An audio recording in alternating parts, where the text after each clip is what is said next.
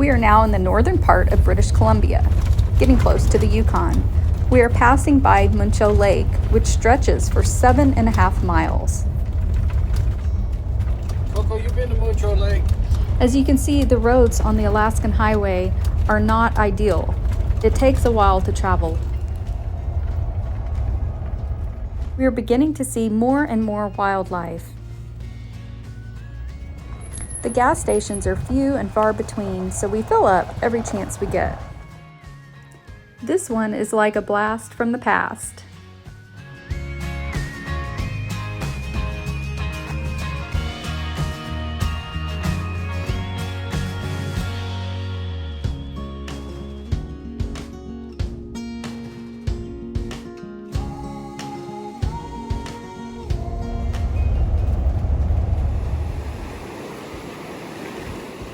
We found a pull-off on the side of the road and figured this would be a great spot to stop and spend the night. Piggy's never seen anything like it. She's got a lot of pinned-up energy. She's been in the motorhome for 5 days.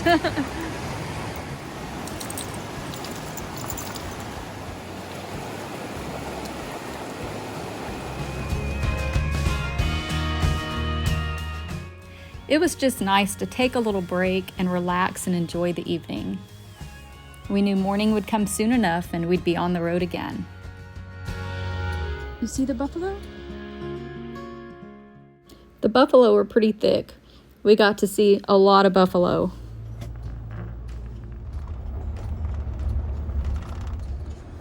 Aw, this one wants to follow us. More buffalo.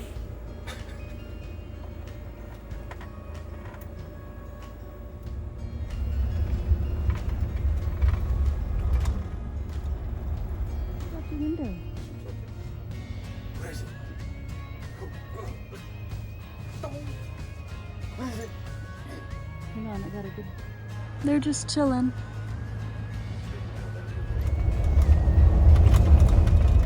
Big boy. We continued on and were getting very close to the Yukon. Unfortunately, this year because of COVID, we were unable to stop at the Liard Hot Springs, which is a popular stop for people traveling north to Alaska. It was definitely one of the highlights of our trip last year when we made the drive. It is the largest natural hot spring pool in Canada, and the water gets up to 125 degrees Fahrenheit. It is really a magical place to stop and relax, and we will definitely be back one day.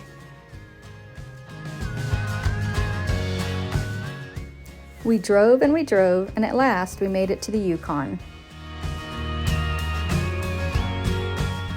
We continued driving for a couple of hours and ended up in Watson Lake, which is a really interesting little town along the Alaskan Highway. This little town is home to what's called the Signpost Forest, which has over 80,000 signs that travelers from all over the world have left there. Because of the COVID restrictions, we were unable to stop because we weren't allowed to do any sightseeing. Last year we did stop and add our own sign, and it would have been cool to go back and take a look at it. Today there are 80,000 signs there that people from all over the world have left. Travelers are encouraged to add to it. It started back in 1942 when a homesick road worker posted a sign with the name of his hometown on it. It has just grown into this big sign forest. It was unfortunate that we couldn't spend any time sightseeing this year, but with the COVID restrictions, we had to drive straight through. Pretty much the only stops we made were to let our dogs go out on short walks, let them go to the bathroom, refuel our motorhome, and pull over on the side of the road at night to get a little sleep. As Americans traveling through Canada during the pandemic, we were not allowed to stop at any campgrounds or hotels and could be fined a lot of money if we were caught doing so. We were only allowed to stop for the necessities like groceries if we needed them and the occasional dumping of the RV. $10 to dump at a dump station with no clean water.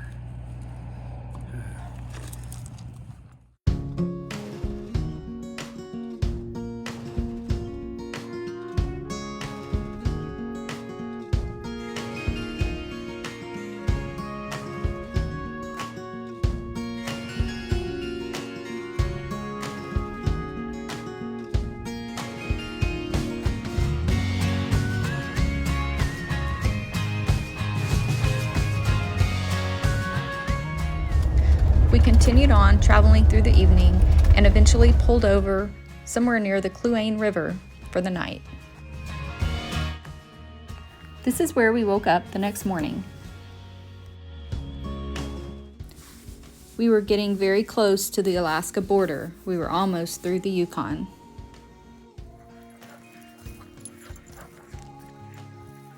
Okay, today's the day. We're into Alaska. Dogs are excited. We're excited. About 3 more hours and we'll be there. They all 3 have to go in one spot. It's like a competition. Everybody did it.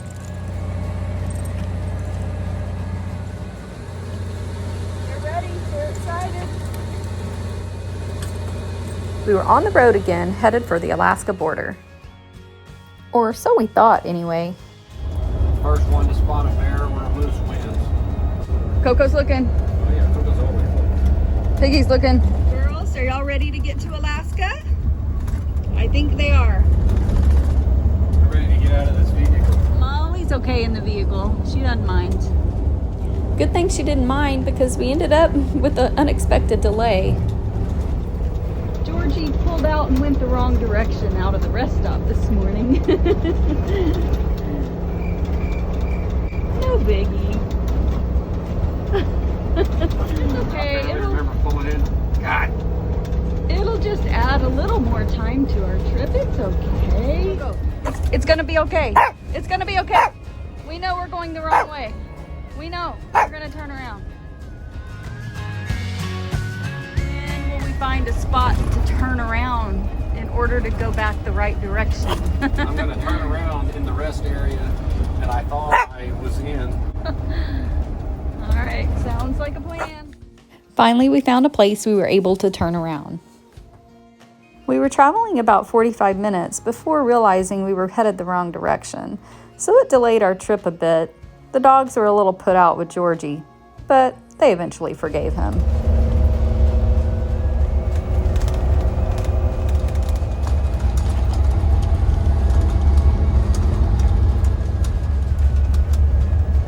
So we've been trying to think of the name of this tree that we both like, and you see it a lot in Colorado. And it like shimmers, the leaves like blow in the wind and shimmer and shine. And we cannot think of the name. It's driving us both crazy. What does it start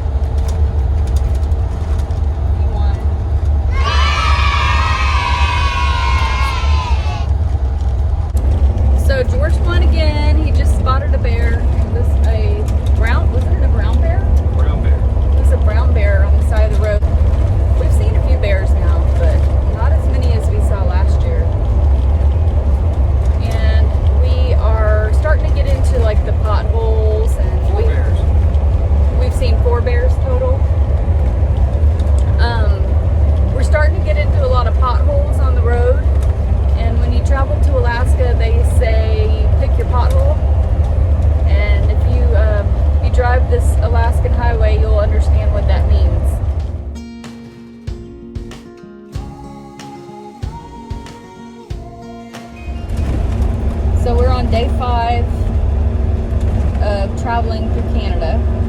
At the border, we asked for 4 days. When they asked us how long we needed to get through Canada, we asked for 4 days, and good thing they gave us an extra day. They said, we're going to give you 5 days. So that's good. We probably could have made it in 4, but we would have had to really push hard. But we'll be coming into Alaska soon. All the pups and the cat are doing well. Molly has taken a real liking to this life on the road. She never wants it to end. Piggy likes to come up front and visit a lot. Don't you, Piggy? Yes, you're a good girl. Yes, you are.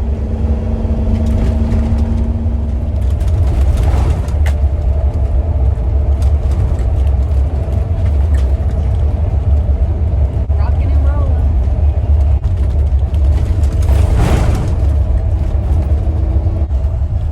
Take your pothole.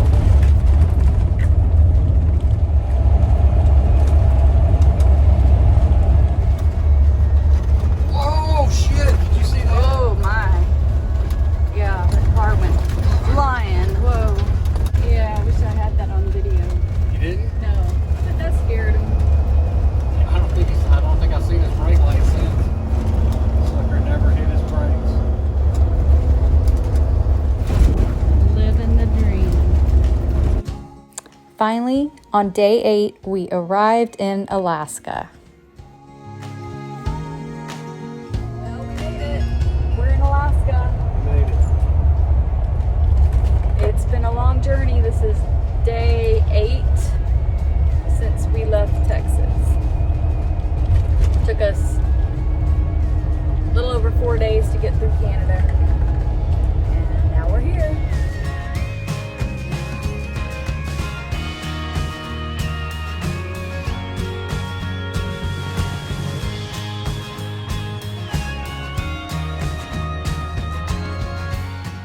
Please don't forget to subscribe on YouTube. There's a red button on the right-hand corner of your screen. And if you enjoy it, share it. Maybe your friends will like it too.